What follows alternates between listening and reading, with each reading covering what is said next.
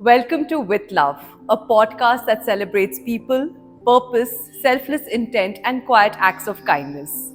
This year, as With Love NGO completes 10 years of Seva, we wanted to pause and say thank you, not with applause, but with stories. Today's conversation is with someone who reminds us that change doesn't always shout. Sometimes it simply shows up with time, presence, and love.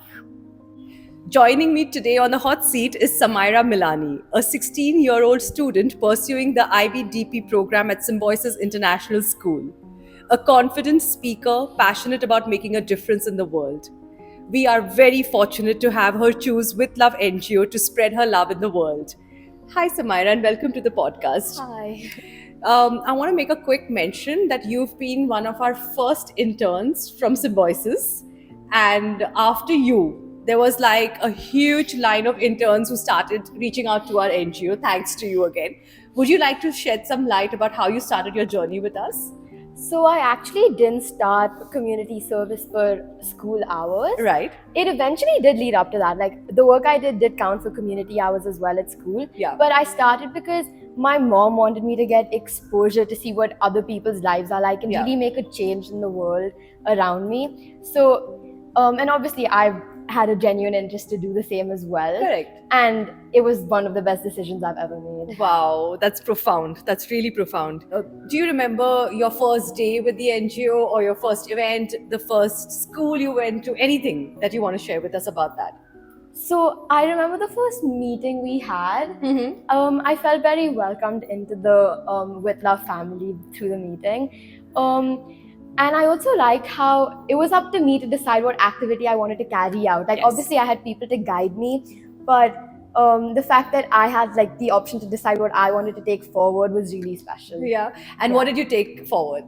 Let's So- tell the audience. So the first school that I visited was a school with children with physical, hearing, and visual impairments. And we've carried out all sorts of activities with them, but the first one was origami. Yeah, And I think remember that. It was actually really cool to see how, despite their disabilities, they could do so much. Yeah. And what did you feel while working with them? Because I do want to talk about that. There were very few interns we sent to that particular school because you understand that the atmosphere is very sensitive. Also, interns get a bit taken aback to suddenly be volunteering and then volunteering for kids where they themselves kind of freeze when they go there. I want to know, how was this experience for you, that particular school, those children? So I feel like it was very eye-opening. Also, starting out with children Yeah. like that was Yeah. it was definitely new, and there were certain moments where I was like, oh, am I sure, like, do I know that they're going to be able to do this? And then there were obviously, with the children with hearing impairments, there were language barriers. So Yeah. we learned sign language along the way, which I think Yes, was I really wanted you to cool. talk about that because Samaira actually learned sign language so that she Yeah. could communicate with her kids. Yeah, and I think that was one of the takeaways from the entire Yeah. journey. And I feel like there were a lot of those moments where you realized how grateful and how privileged you are, which Yeah. has overall, I think, made me a more compassionate person. Yeah. Yeah. That was my next question. In fact, that we always look at With Love as a Gurukul. Mhm. Okay. So we believe it functions also like a Gurukul where learning through experience is key. Yeah. You know, if you have some skills to share with the world, you're most welcome here to experience that. And what has been your biggest learning from this Gurukul? I feel like, as I said earlier, I went in hoping to make an impact on other people's lives, but the biggest impact was from the work I did was on my life. Yeah. I feel like I've changed a lot as a person. I've started viewing the world differently, grateful for those small moments, obviously, and very like open-minded and kind towards others around me now. Wow, that's so beautifully put it. Because I have seen the impact on you. You've been Yeah, one for of sure. those. I think what's in your heart is on your face, and your personality, your energy starts speaking.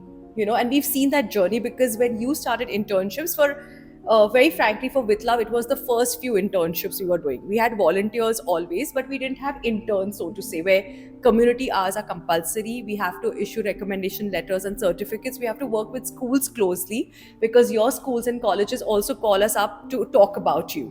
So that was the first step we had taken through you and a couple of friends that came after you. So it was very new, and I think it was a learning for me also because we started meeting them. in volunteers, what we do is we can also tell them on call, but with y'all we had to do training processes. So the training came in. We also grew as an NGO. We also learned that okay, these are the skills we have to impart. Then they'll be able to understand what to do at the ground level. And that time we were not even offering that you can come and help online. That was not okay. We were like only offline at that point.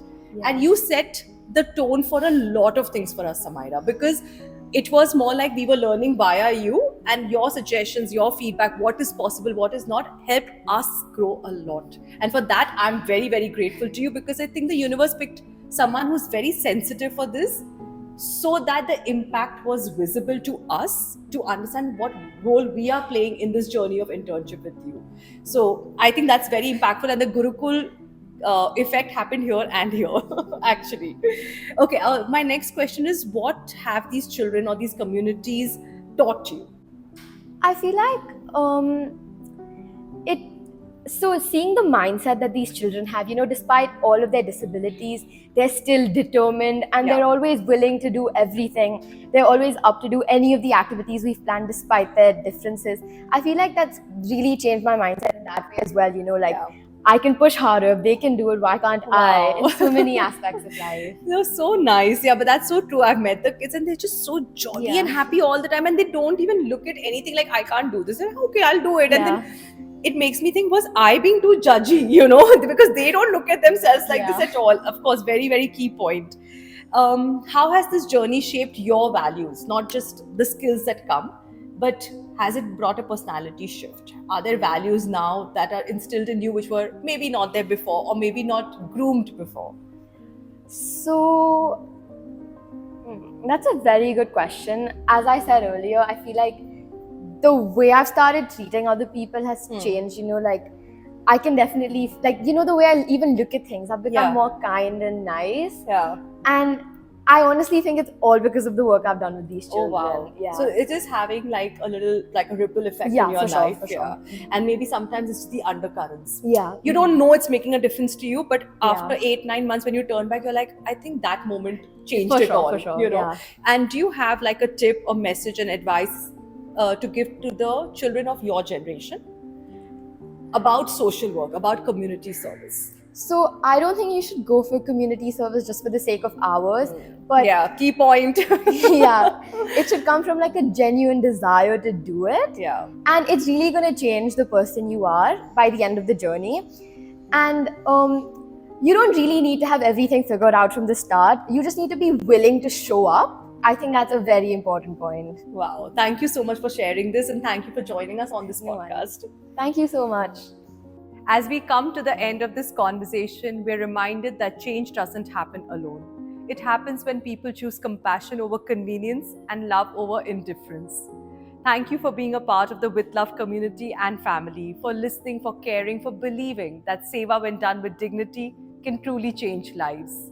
This was one voice from our journey of 10 years, and many more stories await. Until next time, keep choosing kindness with love.